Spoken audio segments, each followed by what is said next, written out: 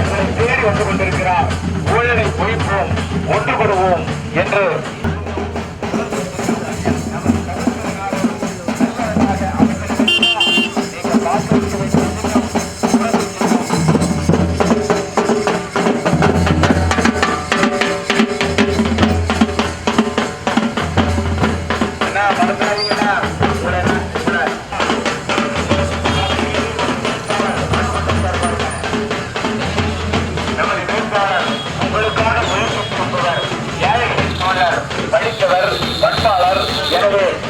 வாக்களிக்க வேண்டிய சின்னம் முரசு.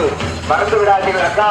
உங்களுக்காக நமது வெற்றி வேட்பாளர் அவர்களுக்கு சாதனை அறிவித்து சிறப்பான வரவேற்பை நல்குகின்றார். அன்னாருக்கு எங்களுடைய நன்றியை தெரிவித்துக் கொள்கிறோம். அவர்களுடைய ஆட்சி பெற்ற சின்னமான முரசு சின்னத்திலே வாக்களியுங்கள் என்று கேட்டு, அண்ணே முரசு சின்னத்துக்கு வாக்கு கேட்டு நம்ம வேட்பாளர் முரசு சின்னத்திலே வாக்களியுங்கள் என்று கேட்டு, இது நமது வெற்றி நமது வேட்பாளர், உங்கள் வேட்பாளர், ஏழைகளின் வேட்பாளர், ஏழைகளின் தோழர் சவுந்தரபாண்டியன் அவர்கள் இதோ வந்து கொண்டிருக்கிறார். உங்களை தேடி வந்திருக்கிறார். முரசு சின்னத்திற்கு வாக்கு கேட்டு வந்திருக்கின்றார். தாய்மார்களே, மறந்து விடாதீர்கள். நீங்கள் வாக்களிக்க வேண்டிய சின்னம் முரசு, முரசு, முரசு. நாடி வேட்பாளர் சவுந்தரபாண்டியன் அவர்கள் இருக்கிறார். அவர்களுக்கு சொத்து முரசு சின்னத்தில் வாக்களிக்குமாறு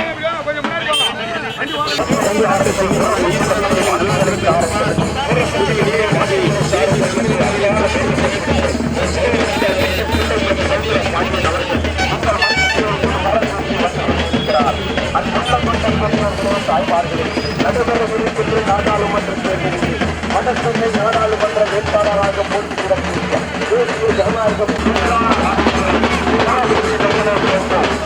உங்கள் வேட்பாளர்கள் சவுந்தரம்.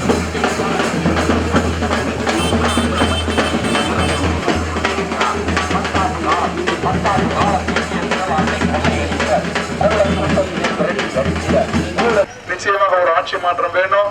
இந்த எலெக்ஷனை பொறுத்த வரைக்கும் இந்த எலெக்ஷன் தமிழ்நாட்டுக்கு நடக்கிற எலெக்ஷன் இல்ல, இது இந்தியாவுக்கு நடக்கிற எலெக்ஷன். இந்த எலெக்ஷன்ல பாரத பிரதமரை நம்ம தேர்ந்தெடுக்கணும். அப்படின்னா இந்தியா முழுவதும் நிற்கக்கூடிய கட்சி எந்த கட்சின்னு பார்க்கணும். வெறும் தமிழ்நாட்டில் நிற்கிற கட்சி மட்டும் பார்த்தா ஒண்ணும் பண்ண முடியாது. இந்தியாவுக்குள்ள 500 இப்ப இந்த வடசென்னை எப்படி இருக்கும், இந்த மாதிரி இந்தியாவில 543 பாராளுமன்ற தொகுதி இருக்கு. 543 பாராளுமன்ற தொகுதியில நின்று யாரு ஜாஸ்தியா ஜெயிக்கிறாங்களோ அவங்கதான் பாரத பிரதமர் ஆக முடியும். இந்த அம்மா என்ன சொல்லுது, 40 தொகுதியில வெறும் தமிழ்நாட்டில் மட்டும் நின்றுகிட்டு நான் தான் பாரத பிரதமர் அப்படின்னு சொல்லிட்டு ஏமாத்துறாங்க, மக்களை வந்து குழப்புறாங்க. மக்களை சற்று சிந்தித்து பாருங்க. இது வந்து தமிழ்நாட்டுக்கு நடக்கிற எலெக்ஷன் இல்ல, இது இந்தியாவுக்கு நடக்கிற எலெக்ஷன். அதனால அந்த அளவுக்கு நிக்கணும்னா பாரத பிரதமர் வருவதற்கு தகுதி வாய்ந்த ஒரே நபர் பாரத பிரதமர் நரேந்திர மோடி அவர்கள் தான் வர முடியும்.